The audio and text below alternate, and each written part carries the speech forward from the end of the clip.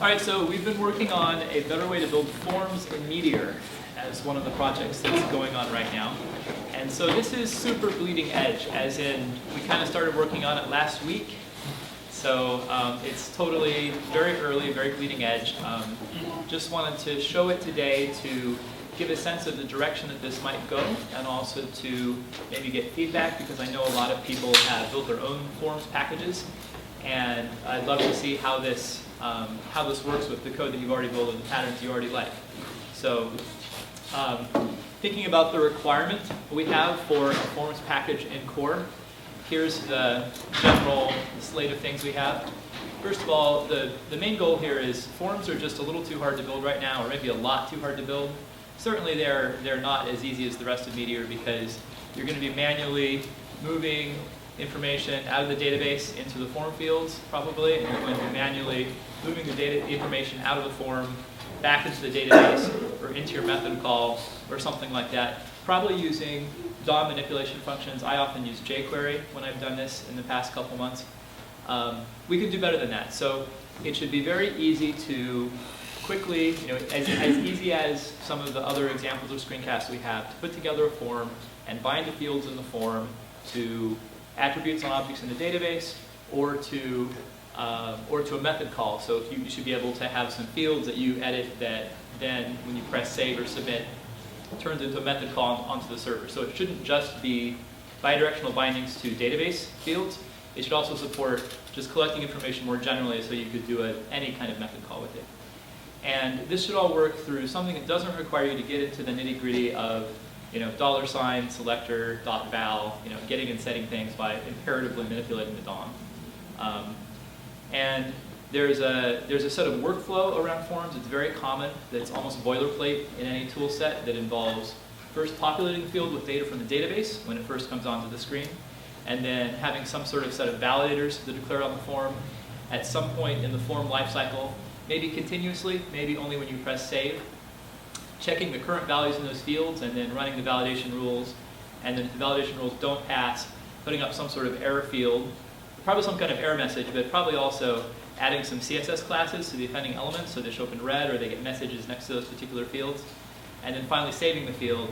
And again, we can distinguish between some forms you might want to save continuously, if you've got like an Etherpad style, like real-time editor, where I edit something and everyone sees every keystroke I have.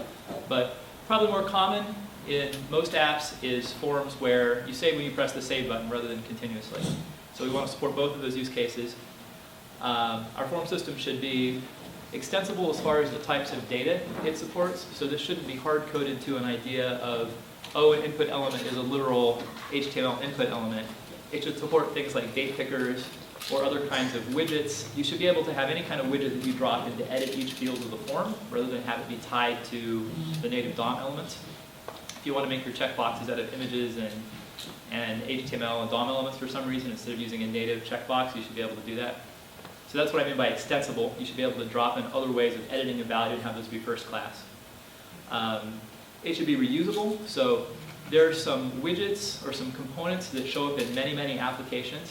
And it'd be great, and they're kind of tedious to write, and often have a lot of little UX details that you probably work with your designer to really get right.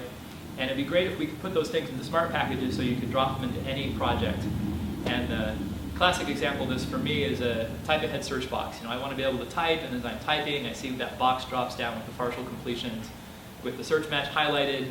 And that's something you can get a basic version working in Meteor anyway, in 10 or 20 minutes. But then you think about all the other details of that. Well, I should be able to use the arrow keys to navigate up and down those lists of possible completions. I should be able to maybe mouse over those things, and that moves the position, and the arrow keys navigate from the place you mouse over to. There's just a lot that goes into even just one of these ubiquitous type-ahead search boxes you see on just about every website out there, but almost never on people's weekend projects, because it could be a day just to get that box right. We should be able to put that into a package and drop it into any app with all those behaviors. And what that implies for our forms package is our widgets, our components need to be subclassable or somehow extendable or configurable.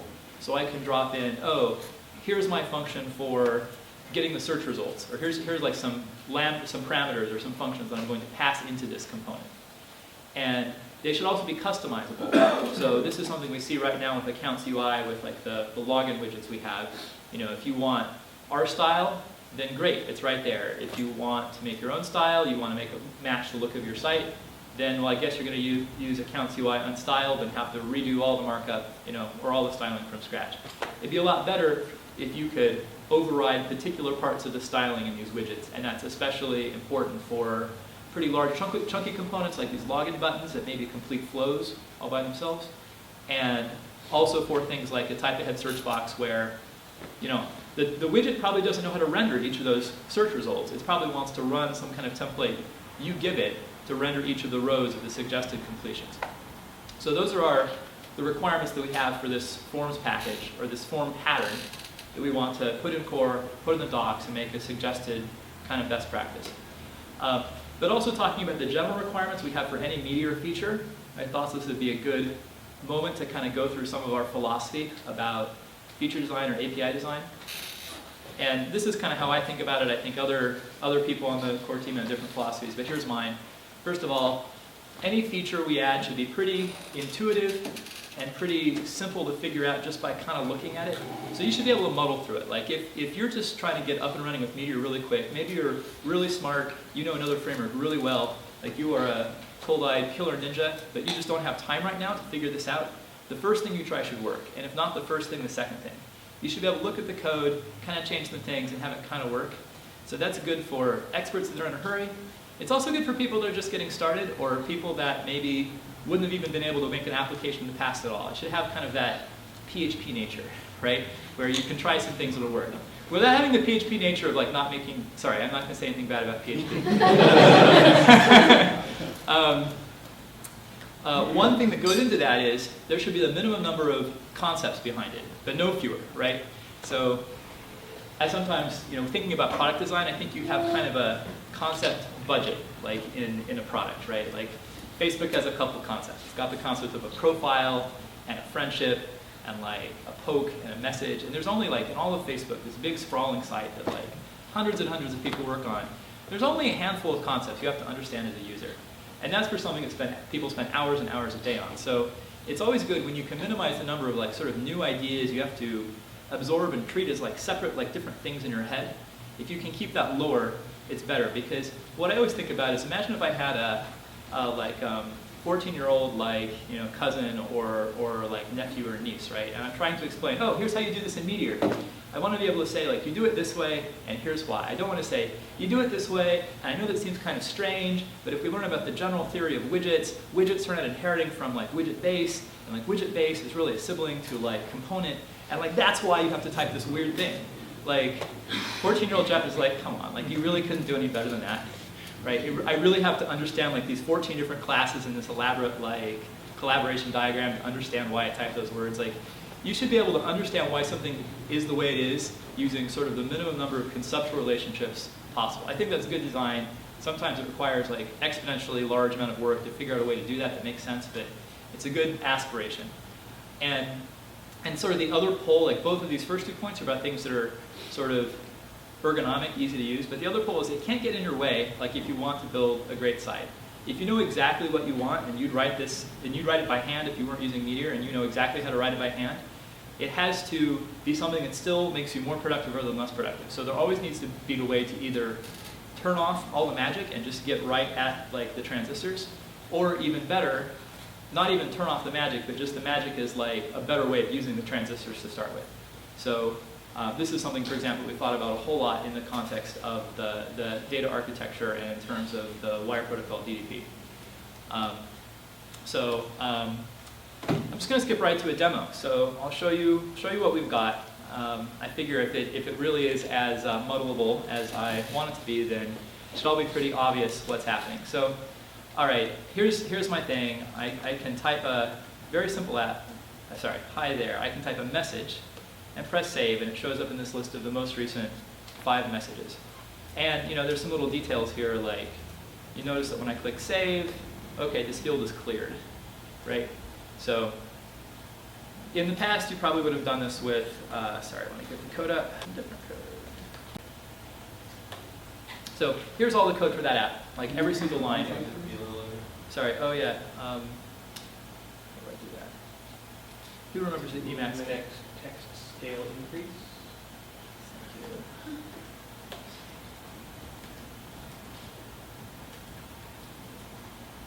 How's that?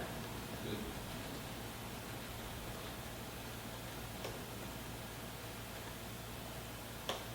All right, so there doesn't happen to be any CSS in this app, but I'm just using Bootstrap. So, you know, I have this body element, I drop like the necessary Bootstrap class on it. And I've just got this body, it's just like one row with two sides. That's like the row in the span 6. That's just Bootstrap. So, oh, sorry, there's one other file, which is the actual model. So here's the model code.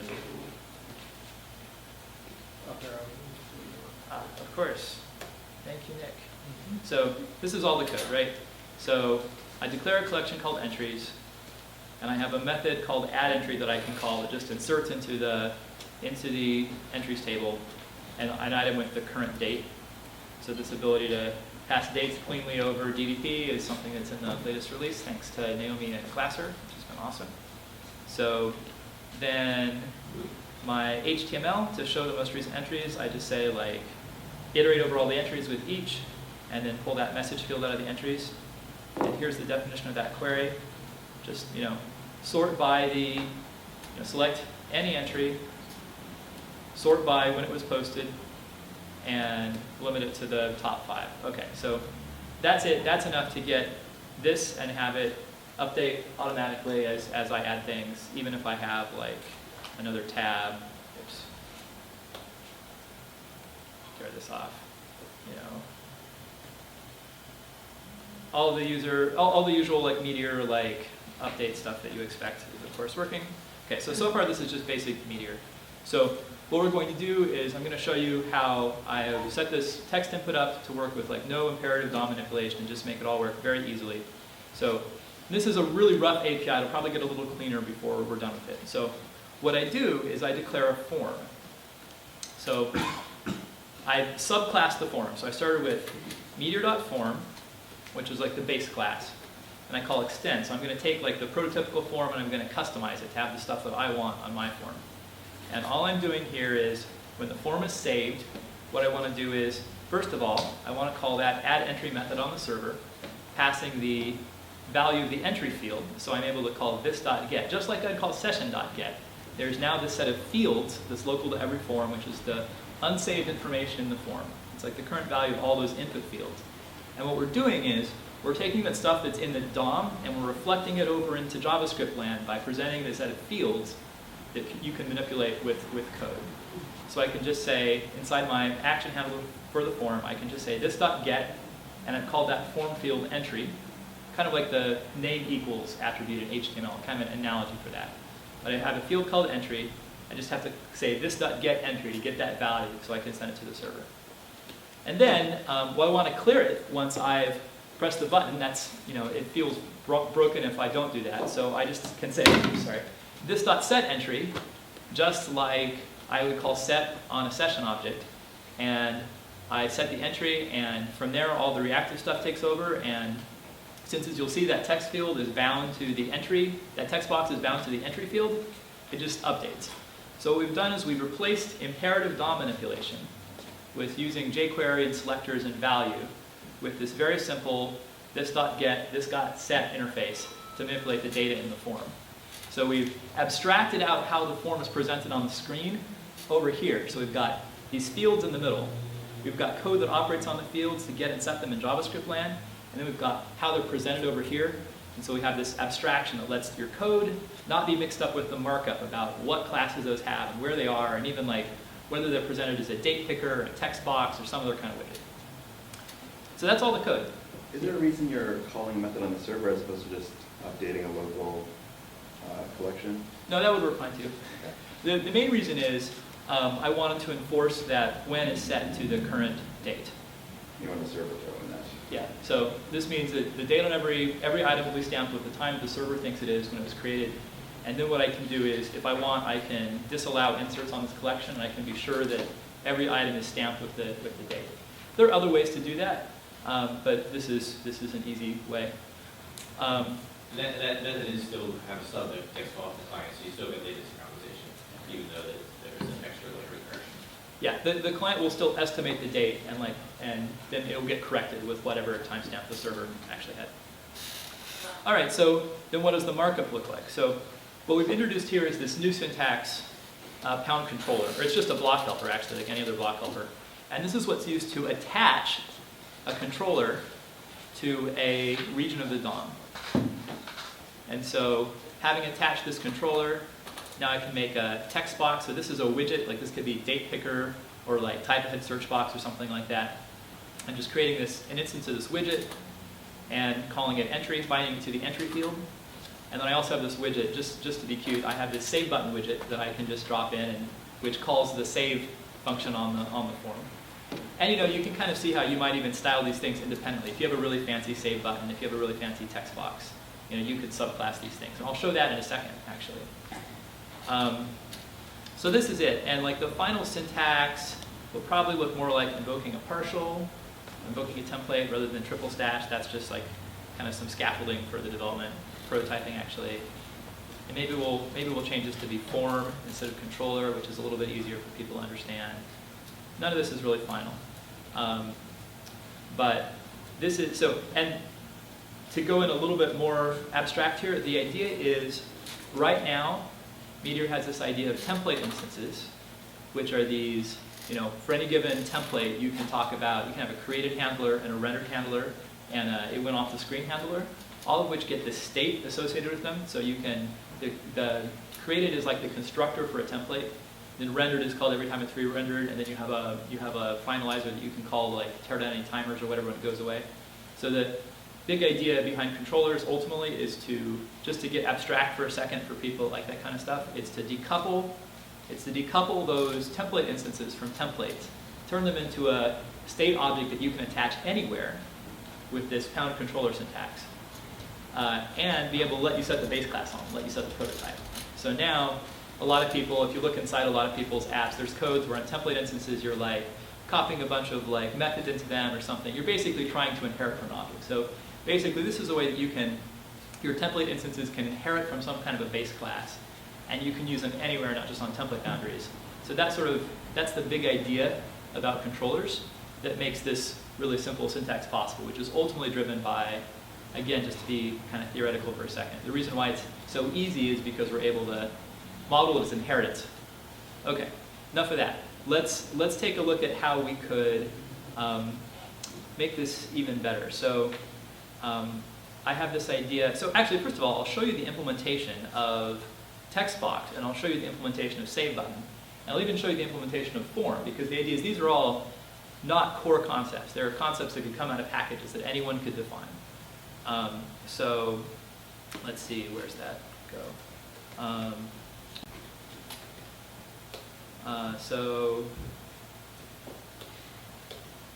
So this is not going to be wrapped too well. So the save button is, so we've got, so this code here, like so, here's the markup for the save button. It's just one input, pretty straightforward. And here's the JavaScript for the save button. So it inherits from spark.landmark, which is right now the base class of all controllers, though it'll probably be renamed if we go ahead in this direction. We subclass this and we say, we're just going to add an event to it. We're going to add an event that finds the nearest enclosing controller that's of type form by calling this.parent, which is a new method on controllers that searches up the controller containment hierarchy to find a controller that has a particular interface.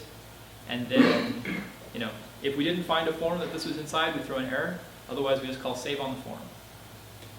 And then there's this function make component, which is an easy way to bundle up one of these controllers and some of this markup.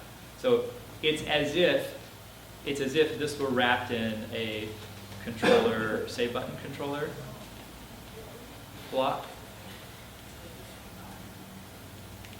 That's what make component does. It takes a controller and a template and packages them together. And the advantage of it is it leaves them subclassable, so you can continue to extend save button controller. And I'll show that in a second. So this is all it would take to make a save button. How about let's look at the definition of form while we're here. Okay, so here's form. So form just extends field set, and for now, I haven't added validation yet. I don't have any of this like form workflow I talked about. This is where it would go. For now, I've just got this save function, which is what that save button was calling. And I have an onSave function that can be overridden, which is exactly what I was doing when I had my controllers demo. I overrode onSave. And then if we look at, and so form inherits from field set. So field set is what actually provides this set of fields that's stored, that's reactive, that you can access. And so this is also a very short definition. Anyhow, and then this text box. So looking at how the text box is set up, this is a little grodier than it really should be, but I think it's okay if this is a little grody, because this is probably something that people will write in packages and it will be widely shared instead of rewritten by everyone. But the general idea is it's got a constructor that takes a field name, and that's where I was passing in that string entry, which is the name of the field I want it to write to. And it's got a setup function that saves off the field name, and it starts an auto run, so it starts reactively listening for changes to the to whatever field that is. And it whenever it finds a change, it uses self.find to find the text box, the item with class text box, and poke the value in. And then we have to do the same thing when it gets rendered. And then likewise on events, I would set up so that either on blur it calls this sync field to DOM function right here, which does a synchronization the other direction. It takes the value out of the DOM and it pushes it into the field with just calling set. And I also have this concept of a save policy that I've added here. So my save policy can be, the default is to save only on blur, but I could set the save policy to be continuous, which means that every time I press a key, it saves back to the field. Just depending on when I want to run my validators, like whether I want to see like partially completed inputs. And then finally, we just have to specify those functions I showed you above, called these functions toString and FromString, to specify how to map an arbitrary JavaScript value to a text value like we're going to edit in the field. So that's the whole implementation of text box. And if you wanted to rake, I mean, you could make more complicated text boxes that were constrained to a particular pattern, like a phone number. You could make date pickers. You know, you could make whatever you wanted as these different editing elements. All right. So having shown you that, and I know that's probably a bit to absorb. Let me show you how we can add some more functionality to our controllers demo pretty easily. So what do I want to try first? How about I want to make a continuously saving. Actually, no. Let's add a preview of what we're typing, and let's use handlebars. Let's support handlebar syntax and add a handlebars preview of what we're typing. So first thing we need to do. Where is this? Examples. Other controllers demo. So I'm going to do Meteor add showdown. Showdown is a package that's a markdown processor. So I'm just going to say, I'm going to add rule line, and then I'm going to say preview. Maybe make that italic C. And then, now it turns out that another thing we've done is we've mapped all those key names, all the fields, into your handlebars namespace. So I can just have them be visible right here. So if I look, I can type. So since my save policy is only on blur, it only updates when I click away from the field. But so that's pretty cool. The point is, this text box is bound to this reactive value called entry, and then I can take that reactive value called entry and use it for anything I want. It's still reactive. So it sure would be great. Actually, you know what? Let's add a Twitter style 140 character like counter, right? So I'm going to say.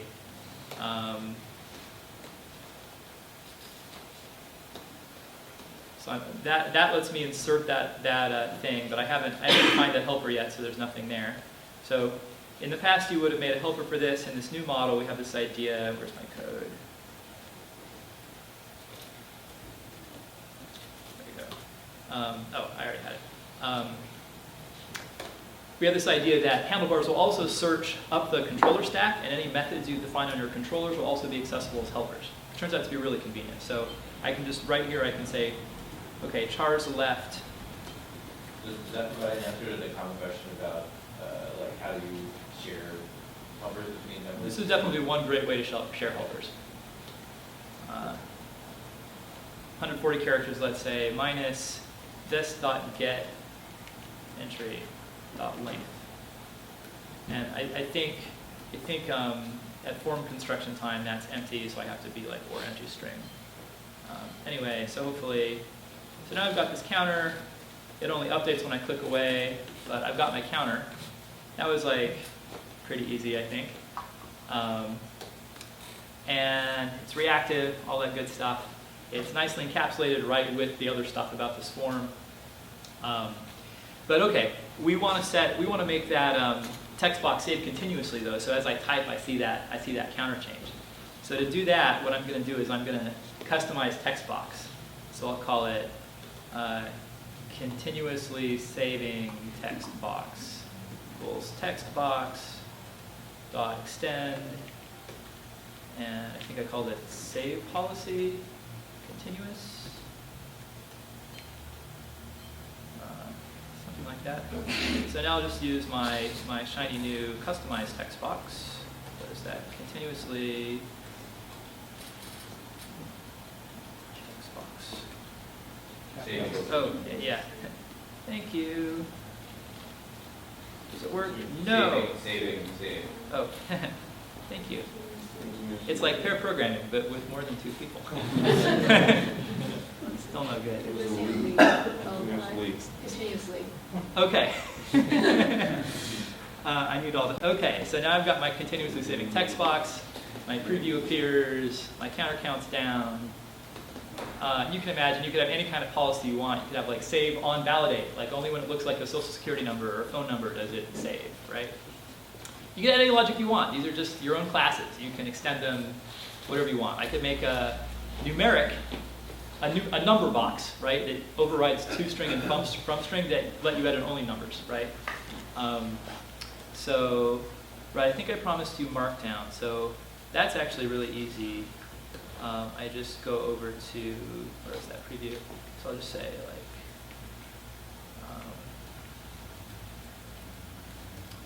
just wrap that in Markdown.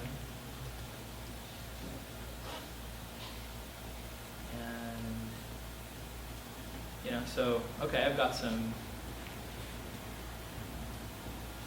Markdown, that's cool. Should probably change this one over here to also be Markdown. That's also very easy.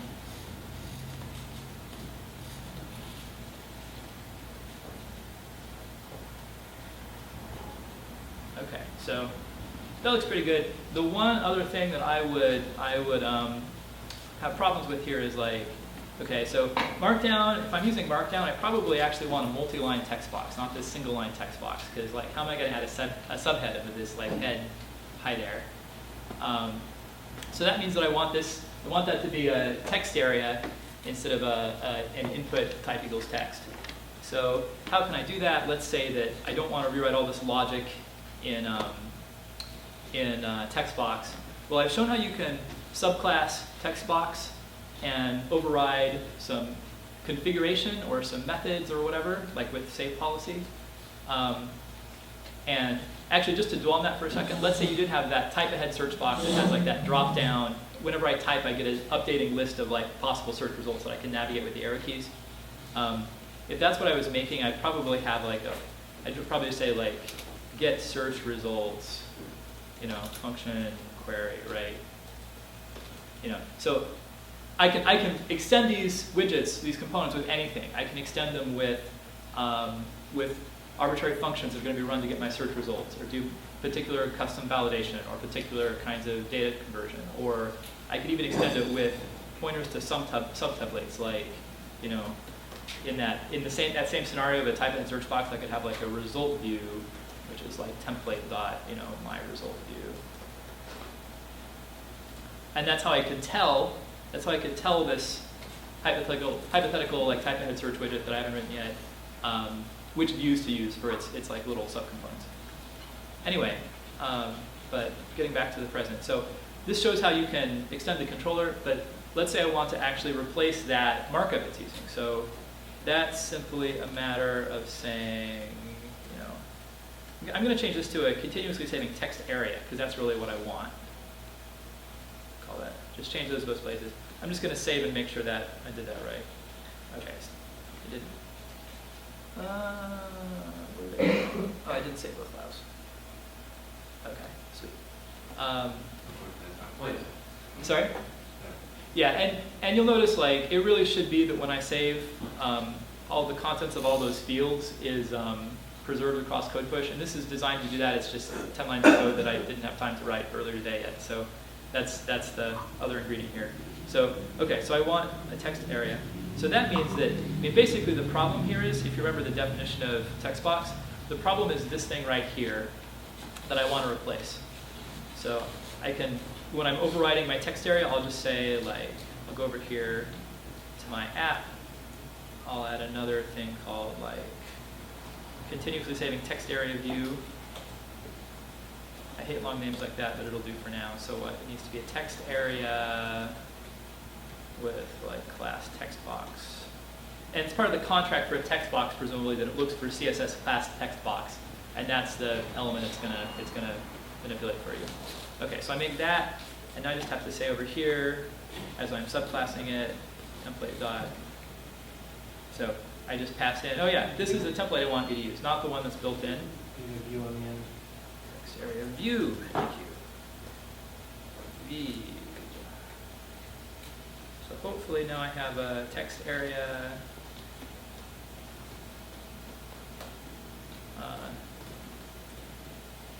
That totally dates me.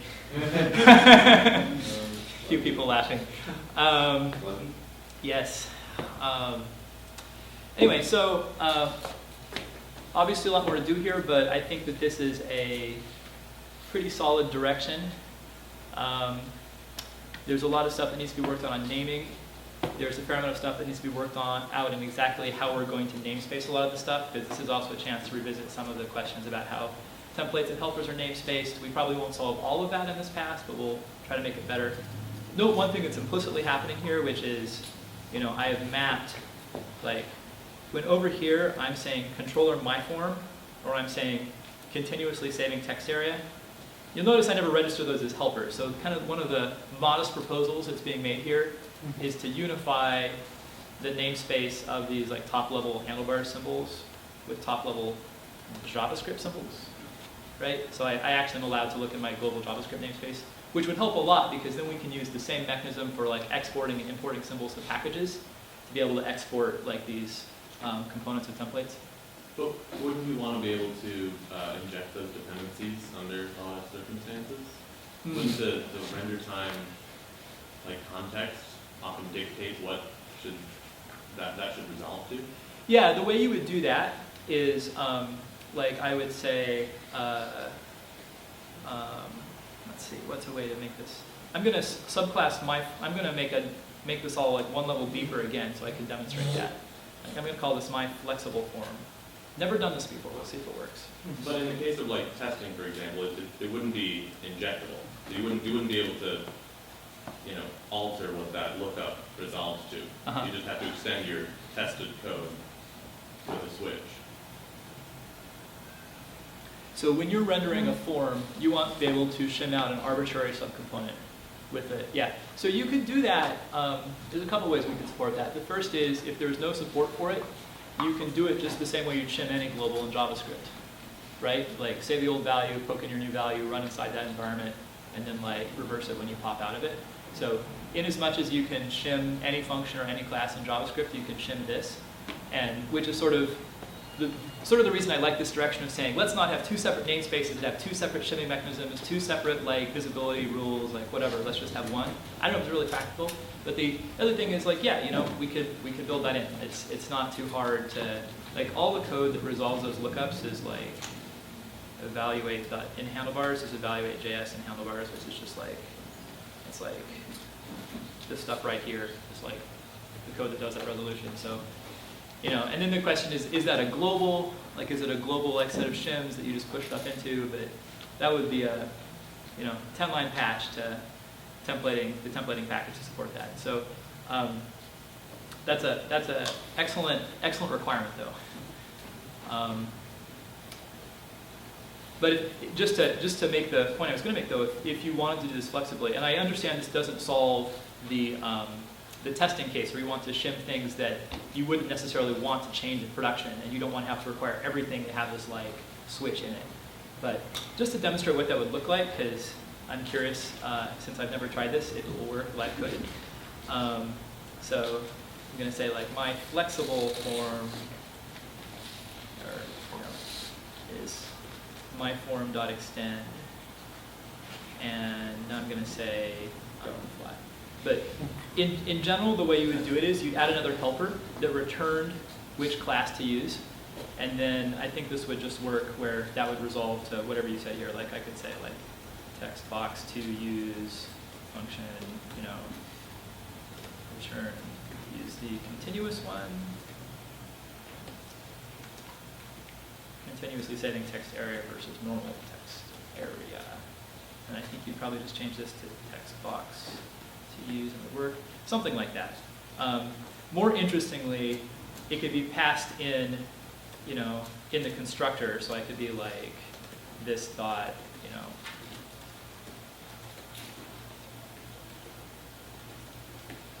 And the reason that's interesting is if I've got my like type ahead search widget and I want to be able to pass in the template I'm going to use for each of those subresults, while at the same time having the behavior with like keyboard navigation for the highlight and mouse over and like all that stuff, maybe in a hover card, whatever, all these fixed behaviors, I can slot in those particular templates wherever I want, just by something like this, like result view template dot my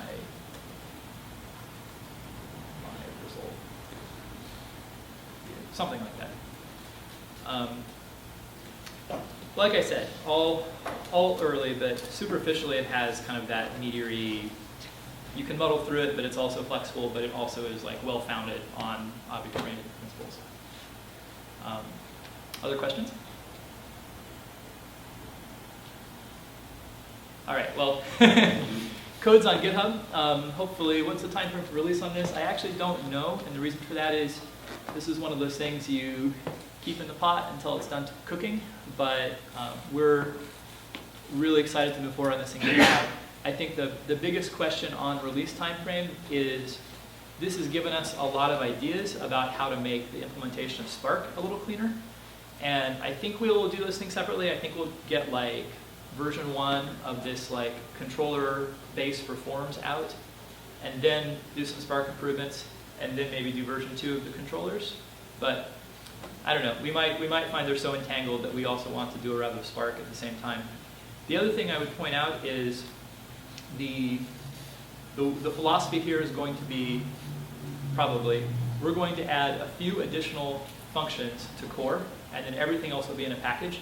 So we'll be able to push out our version of how these form interfaces should work, and other people can do whatever they want to try, and we can kind of see where the community settles. Obviously, we will put a lot of care and attention to making sure that the end result is something good, but it doesn't necessarily have to come down from on high as to exactly how all these interfaces work. Once we, like the main enabling thing here that makes all this possible, it's really just one function in Spark, which is spark.attachController, which is a slightly more general version of Spark dot create landmark that allows you to set the base class of the template instance. So really the only thing that's changing in core around this is this setting the base class of the template instances. That and like templating has gained some additional ninja powers for like looking up symbols in the JavaScript namespace. So that's what I have prepared to present. If anyone would like to play with this more or ask more questions, find me whenever you want.